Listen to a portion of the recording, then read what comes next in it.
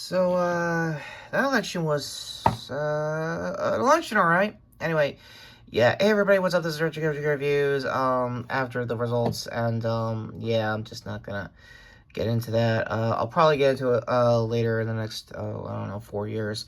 So, until then, I'm just want to do something low-key to basically, I don't know, hide out, not really hide out, but, like, basically talk about what I think is going to be the ending of campaign 3 for Critical Role's case. The fan art I will be using is from Lovely Wonderful Thoughts, aka Truffle 9 on Tumblr. So go to their socials to see more fan art and probably their own OG homebrew campaign art. Alright, so with that all being said, let's get to pretty much the big thing that came out of last 2 weeks' episodes was mainly Vox Machina and obviously Mighty Nine finally making full guest appearances to the Bell's Hells. And with that being said, let's get the Mighty Nine stuff out of the way. It was insane the last couple of weeks, because you had basically 15 players in all the same room, along with pretty much all of the Bells, and obviously, I guess in the lead up before Mighty Nine, Vox Machina's guest in the last week's episode, is Dorian finally pulling the trigger for that ship with Orm to finally be a thing. Speaking of ships that finally passed in the night and actually stayed canon, might have been also Ashen and Fern, so that would be really awesome if true for the coming episodes for the end of this campaign. That being said, on to the Vox Machina stuff. I'm going to keep this brief. Yeah, there was some funny stuff to be had when it comes to everybody meeting up after so long and not just being all, I guess, in universe busy with, you know, the end of the world and everything with Bordathos. And, yeah, to tell you that everybody's glow-up nowadays current gear in this timeline is actually cool. Oh, speaking of, Robbie got to play, I think, a Fire Shuri that was last seen in the animated series, so go to any of my reviews if I mentioned it there. Probably not. I think it was when he showed up voicing that character during, I want to say, season 2, so don't quote me on that. Let me know in the comments, like always. Having said that, yeah, this dude is jacked even more so than, I want to say, even Grog is trying with the girdle out there. Man's after my own heart with that girl, gonna be real with that. That having been said, Pike looks awesome. Again, this is still her post, helping out the Bells resurrection-wise for Lana several episodes ago, going on like almost 3.5 years here on campaign-wise, actual play.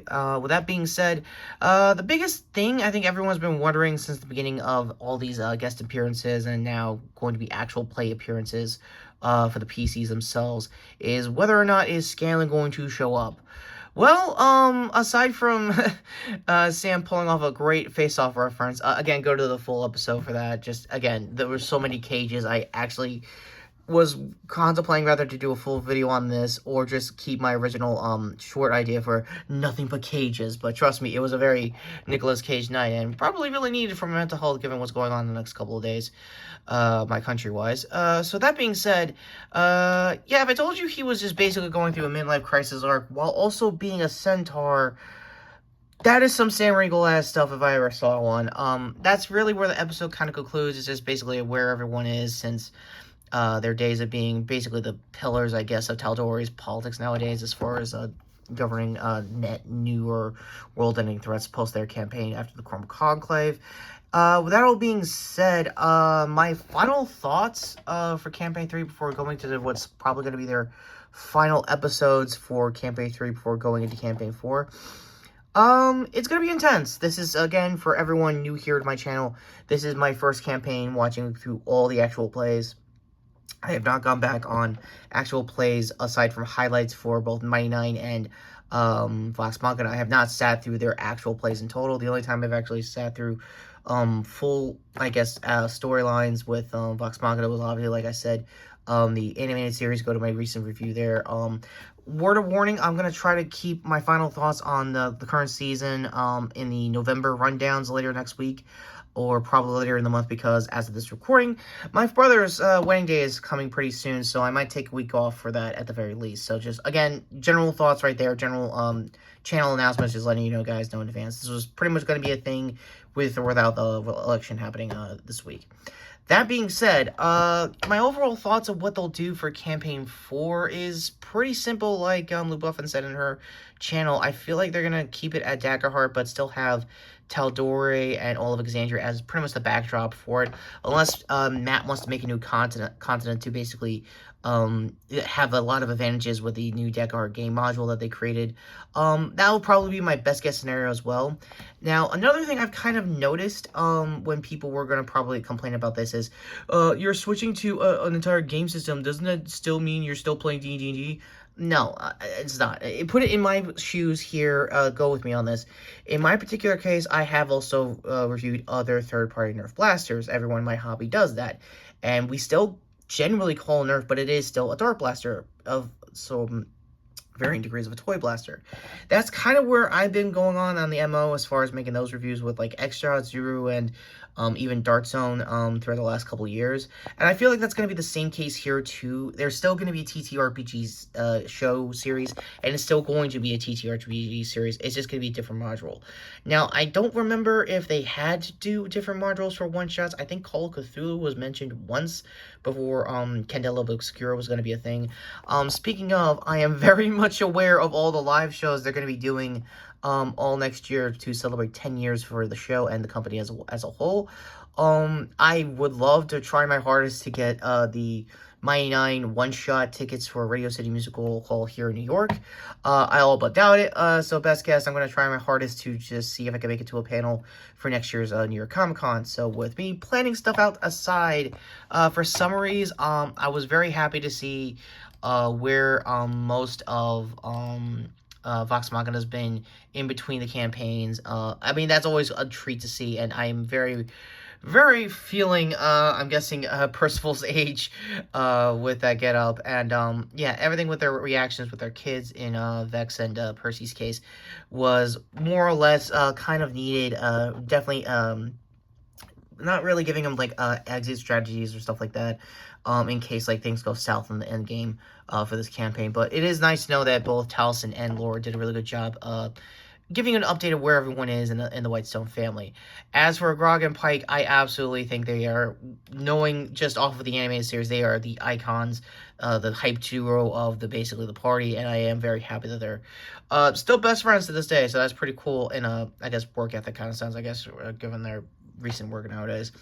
As far as character stuff, life stuff wise, yeah, Travis and Ashley are obviously going to be good friends because they both have a lot of stake in Critical Role in the creative director front on Travis's end and the charity front for Ashley's end for the Critical Role Foundation. As for Scanlan doing the weirdest bit he's ever done to symbolize, yeah, that's my, what, 4th or 5th midlife crisis? Yeah, that's more, I think that's more than terrorist. I could be wrong. Again, let me know in the comments. It's a nice comical gag. I feel like Sam's going to bring up the charm now, this week of all weeks, if anything.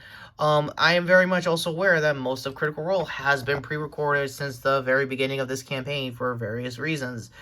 These are all voice actors. They all still have jobs. They still have gigs outside of Critical Role. It is very understandable for their scheduling, and not only that, for mine as well as a fan. So unless you really miss the live plays, I'm still kind of believing they might do it for one-shots and live episodes, and most likely Campaign 4. Like, they did beta test most of Daggerheart with their beta campaign as a live event, so there is a slim chance that might still be the case as well. I don't know if that will still be the case when they transition Exandria into campaign 4 in Daggerheart's module. So again, your mileage may vary there. So with that all being said, and me being tongue-tied, totally not to distract myself what just happened last night aside, what did you think of my overall thoughts with last week's episodes of Critical Role? What do you think of my thoughts on what they're going to be doing next for the 10th anniversary, along with their thoughts, my thoughts of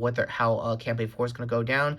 As always, for people I just mentioned here on the channel, please go to Rafi9 for her art, for basically not just the Critical Role stuff, but also there are for their homebrew campaigns and stuff like that.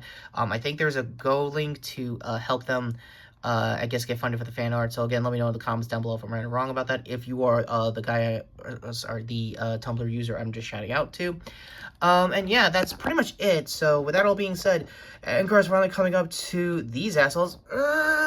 Yeah, they're gonna be my punchy bags for 4 years.